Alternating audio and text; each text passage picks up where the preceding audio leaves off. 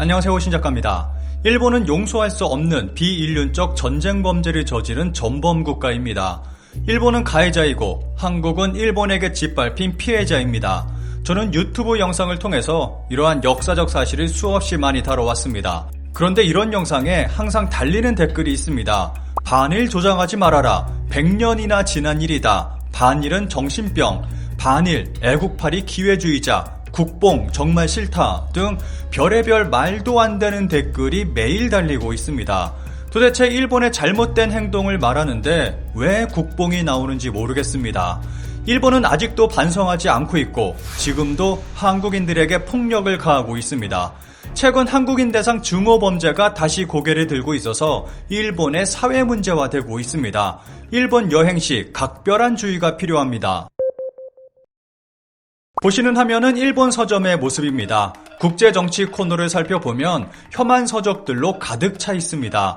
그리고 이 책들은 베스트셀러로 인기리에 팔려나가고 있습니다. 서점에 한 국가만을 혐오하는 책을 모아놓은 코너가 있는 나라는 일본이 유일합니다.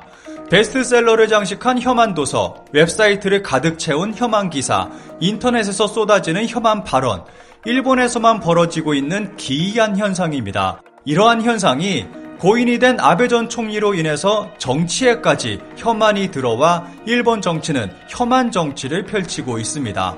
이런 일이 일상에서 아무렇지 않게 일어나다 보니까 혐한은 일본에서 사회적 기본 철학이 된 것 같은 느낌마저 듭니다. 여기서 잠깐 코로나 이전에 일본에서 어떤 일이 벌어졌는지 짧게 살펴보겠습니다. 일본 하네다 공항에 혐한 서적이 버젓이 판매되고 있다는 기사가 났었습니다. 하네다 공항에서 팔고 있던 책을 살펴보면 한국인은 거짓말쟁이, 한국은 옛날이나 지금이나 고대의 뇌, 일제 36년이야말로 천국이었다, 이런 내용들이 담겨 있었습니다. 이런 모습을 보면 장소를 가리지 않고 혐한 콘텐츠가 일본 곳곳에 자리하고 있다고 볼 수 있습니다. 2020년 일본에서 초밥을 먹던 한국인이 메뉴판을 보고 놀라 올린 사진이 인터넷상에서 논란이 되기도 했습니다. 자동주문 메뉴판을 보면 일본어 메뉴에는 물이 0엔으로 되어 있습니다. 그런데 한국어 메뉴에는 180엔, 하나 약 1,800원으로 되어 있습니다. 당시 사진을 찍은 이의 말에 의하면 영어와 중국어 메뉴도 일본어 메뉴와 동일하게 0엔이었다고 합니다. 한마디로 한국인에게만 돈을 받고 물을 팔고 있었던 것입니다. 최근에도 이런 일이 발생했습니다. 일본 유명 초밥집에서 와사비, 소금 폭탄에 벌레 테러까지 당한 일이 전해졌습니다. 지난 7월 일본에 거주 중인 한국인 여성이 긴자의 유명 초밥집에 방문했는데 초밥을 먹는 도중 외국인인 것을 알았는지 갑자기 초밥에 대량의 와사비가 들어갔고 소금투성이가 됐다고 증언했습니다.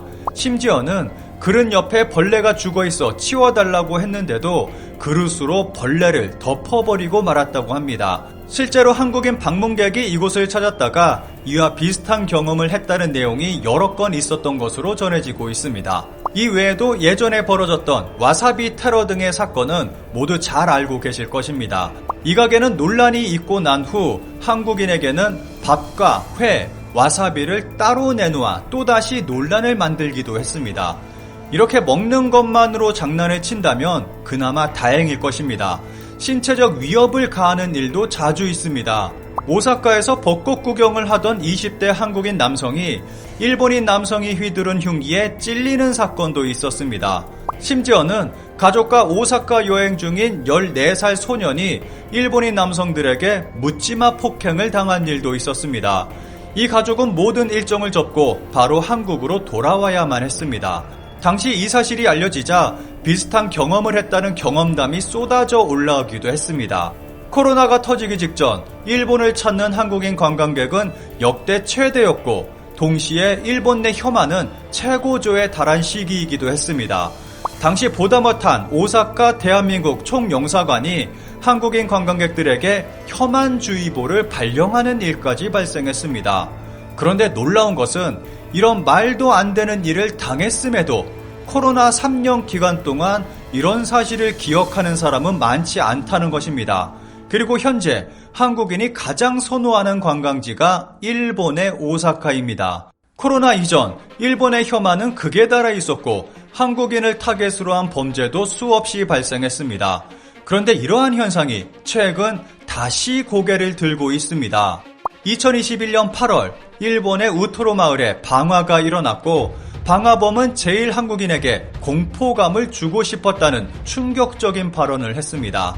1940년대 일본 정부는 교토 군사 비행장 건설을 위해서 제일조선인 1,300여 명을 동원했습니다. 이들은 1945년 8월 15일 일본이 패망하고 비행장 건설이 중단되면서 버려졌는데 고향에 돌아가지 못한 이들이 서로 의지하며 살아간 곳이 바로 우토로 마을입니다.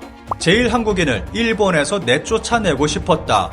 코리아 국제학원에 방화한 혐의로 기소된 남자, 재판에서 동기를 말하다.